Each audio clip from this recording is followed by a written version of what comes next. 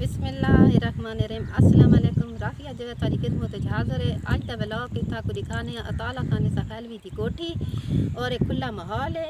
एक कणकन ये इंशाल्लाह चेतुर तैयार थी वेनियां पर अजे नहीं निसरियां खाली अजे नहीं तैयार थियां। इंशाल्लाह चेतुर तैयार। एक खुला माहौल है सारे इलाके का।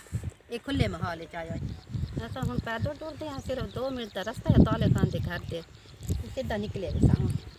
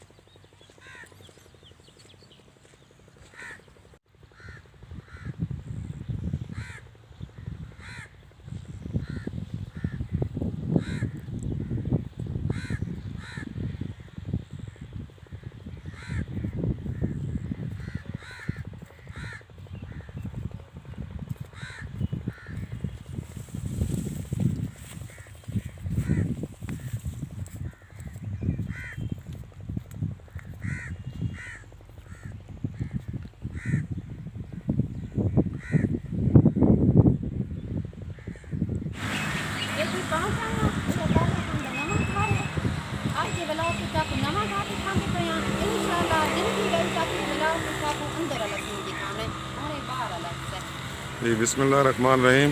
पहले व्लॉग असन तुहानू दिखाया अताउल्ला खान इस खैलवी का पुराना घर जिस जिहड़ा ये सारे महल्ले दे विच वो असन तुहानू दिखाया।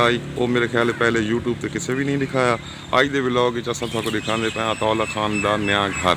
ये जी अताउल्ला खान का नया घर है तो ये नाल उन्हें मस्जिद बनाई है। इस साइड पे मस्जिद अपनी बेटी के नाम तो बनाई है। लारे मस्जिद का नाम रखा हुआ जी उन्हें। तो इंशाल्लाह सारी वीडियो तक पसंद आए तो लाइक और शेयर ज़रूर करना तो चैनल को सब्सक्राइब ज़रूर करना।